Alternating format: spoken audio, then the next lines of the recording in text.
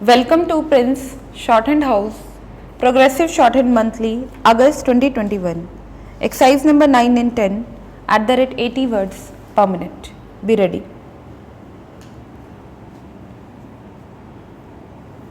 Start. Mr. Vice Chairman, Sir, by moving this bill for consideration, my honorable friend has raised a very important question affecting public life. There could be absolutely no matter of doubt that the corruption in public life has become rampant. As a result of this, people in public life have become great suspects. In a seminar which I was attending on Code of Conduct for public men, somebody observed that once a man becomes a minister, occupies a seat of power, for generations, his economic problems are solved. It may be an exaggerated statement, but it has been our sad experience that people who have occupied high positions in public life, who have become ministers, members of parliament, or members of legislatures, have overnight become affluent persons. This may not be true of all members of parliament. This may not be true of all members of legislatures. This may not be true of all ministers, but quite a large number of them have overnight become so affluent that it becomes really difficult for any man to understand how the men become so affluent. The whole thing becomes a mystery to the common man, and the character and integrity of the person concerned becomes highly suspect. I know, sir, that it would be too much to expect the same standard of public behavior as we had during the days of Ramayana. Those who were in charge of administration, those who were occupying the highest office, put themselves to the highest form of test, the highest form of ordeal. Can there be any doubt that public life, if so much corrupted today, that we have all become suspect? In fact, the people have also become jealous of the members of parliament. They say somehow one has got to become a member of parliament or a member of the legislature, or somehow come closer to the corridors of power. Why do they say this? Because they see the sudden change in the outlook, the behavior, the kind of living of a particular individual. But sir, the solution in this problem of corruption in public life may not be like instant coffee. The solution may be very difficult.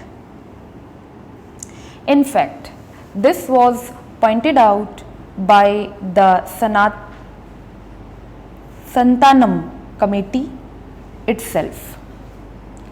In its report, it made certain recommendations that a certain code of conduct should be there, and that shall be a solution to end corruption in public life. What has actually troubled us is the variance between percept and practice in this country. When we discuss philosophy, we rise to Himalayan heights, and when it is a question of personal life, we go to the abysmal depth of the Arabian Sea.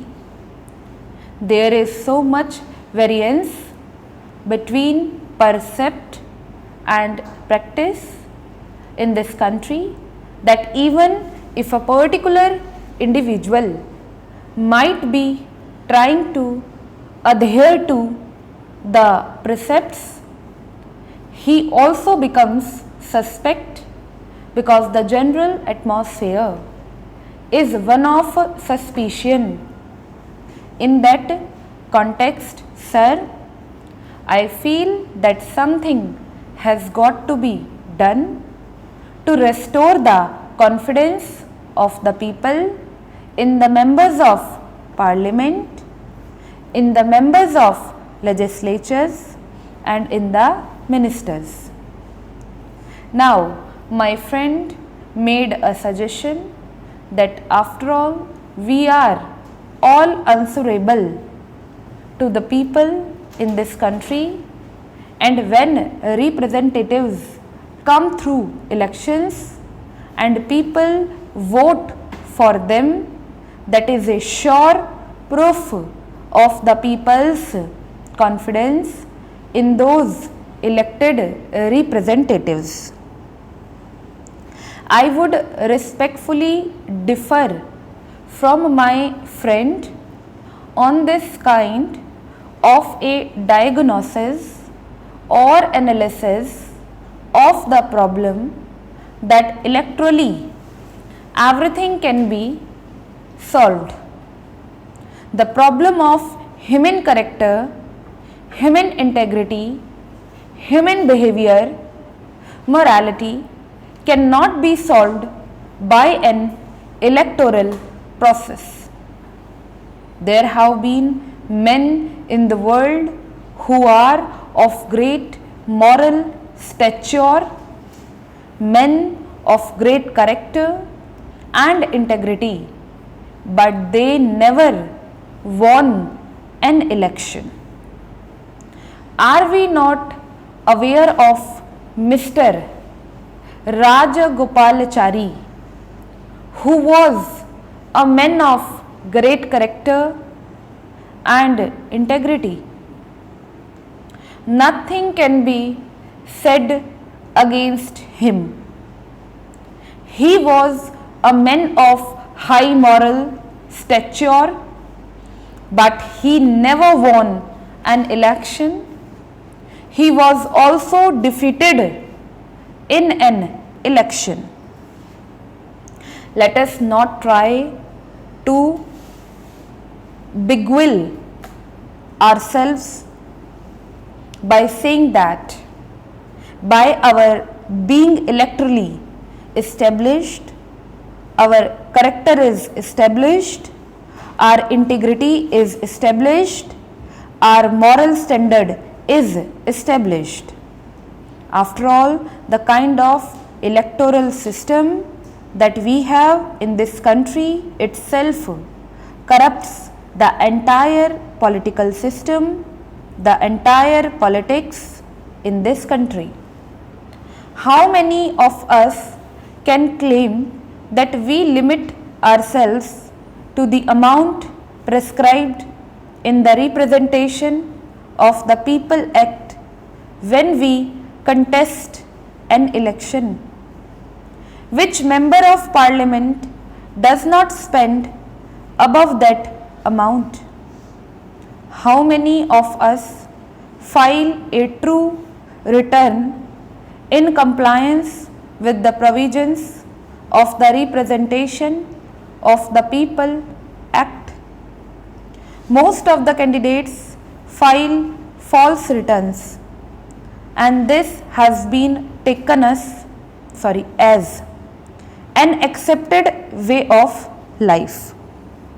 Therefore, we should not expect that once it is electorally established that somebody has been elected, he must automatically be deemed to be a man of character, a man of integrity, and so on and so forth. Such a proposition, at least I personally cannot accept. Stop.